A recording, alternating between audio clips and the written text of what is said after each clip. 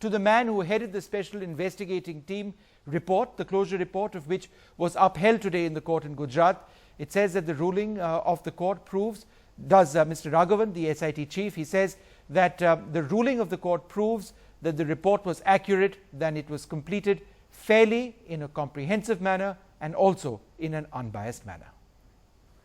A lot of the report that you have prepared seems to suggest that you did not have enough evidence to suggest or recommend prosecution beyond a certain stage, or prosecution at all.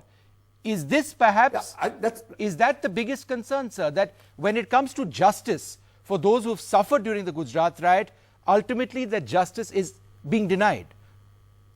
Now, here we confined ourselves to the petition given by Mrs. Jaffrey, various allegations, and she cited about 62 persons as accused. I think 2 were removed later, and 60 accused. And we analyzed the role of each of these 60 accused and came to the conclusion which has been upheld by the trial, by the Ahmedabad Metropolitan Magistrate. So one of the points your own report speaks about is the placement of 2 ministers, Ashok Bhatt and I.K. Jadeja, in police control rooms. Pardon me, Vishnu.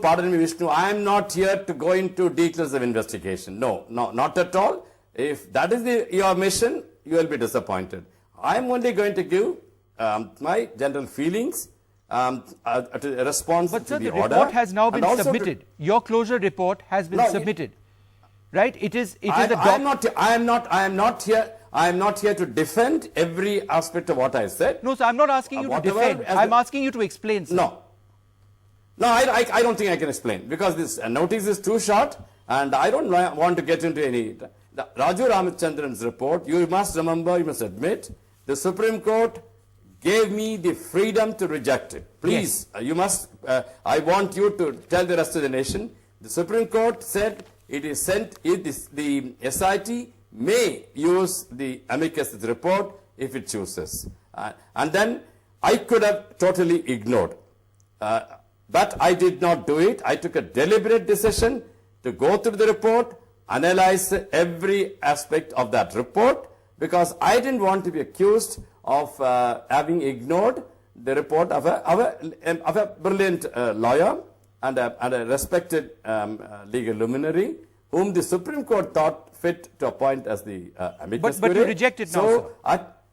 You reject the amicus. I think Raju, I didn't reject. It's the court who just rejected. No, but what I'm saying is the points which have been mentioned by Raju, which seem to contradict many of the points that you have mentioned, those points you reject. No, you call Raju, he will tell you, he has agreed with most of the facts which we ferreted out and placed.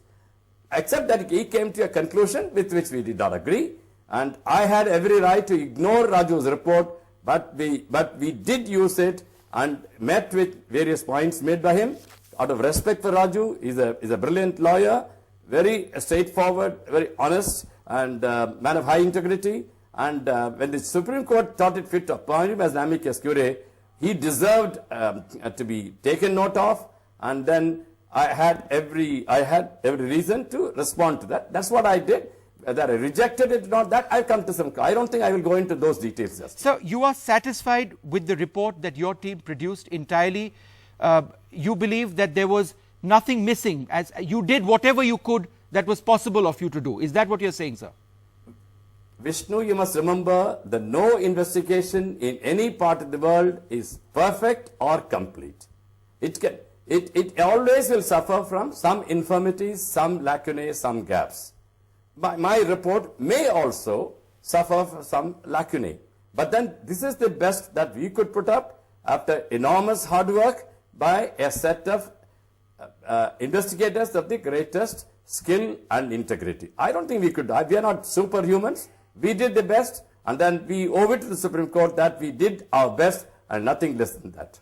Sir, Zakia Jaffrey's lawyers have said that they're going to challenge the order today. How do you react to that? Absolutely. They have right. Absolutely. I mean, as victims, as a victim, Mrs. Jaffrey is well within her right to escalate it to the higher forums. I won't be surprised if she does not. I'm happy that she's doing it. And then if we are asked to cooperate with anything which escalates in a higher court, possibly. So you welcome her going to a higher court, sir? Absolutely, absolutely, because we'll definitely, because this scrutiny by the magistrate has given us tremendous sense of confidence. If this report had not, first it went to the Supreme Court, then it was referred to the magistrate. The magistrate has done a clinical job. It took enormous time, and I'm happy that it was examined with tooth comb, and then he has agreed with us. I'm happy if we are vindicated even by a higher court. I'll be delighted as a professional. Okay, so you believe, sir, you will be vindicated. Has justice truly been delivered on the basis of your report? My report was a fact-finding report. I had a very narrow mandate to examine the culpability of 60 individuals whom Mrs. Jaffrey mentioned, and we went into facts for or against each of those individuals. And then one more point. Yes. I can claim that we did a job without fear or favor, and that kind of courage which we brought is because of the Supreme Court. But for the Supreme Court backing me and the team to the hilt, we would have crumbled, because we have operated under great constraints and great tension. And if at all we succeeded to an extent. So the tension and pressure you talk about, sir, these are important points. Did you come under pressure to file your report in a particular way and not the way that you wanted? No, pressure of deadlines, pressure of prospect of legal scrutiny. We can't be flippant. We can't word our report loosely. So it had to be tight prose, clinical prose, and no error was ever permitted. Okay. And we were bound by a deadline. But sir, since that's the kind of pressure. Did you believe that all the evidence that you would like to have had was not available? For example, those radio intercepts, as a matter of fact, radio communications, copies of that were destroyed, right? So would you like to have had that? Vishnu, again going into specifics, I won't like to trip up saying something different from what we have done on paper. Okay. So let us speak in generality. Okay. The evidence which we gathered was best under the circumstances. We were investigating it after 8 years, and then I think given that particular constraint, I think we did a reasonable. I want to pat myself on my back. The court's vindication. I want to praise my team. This team did a wonderful work, tremendous hard work, and under stress of time, and I think they did a good job. Right. And I owe it to the Supreme Court. Again, but for the Supreme Court, I wouldn't have done half as well as we have done today. All right. Well, Mr. Raghavan, praising your team over there and saying that you believed in the report which you have come out with and which has been accepted by this court. At the same time, Zakia Jaffrey's plea has been rejected, but you say that if necessary, she can appeal to a higher court because it's all part of a process of justice.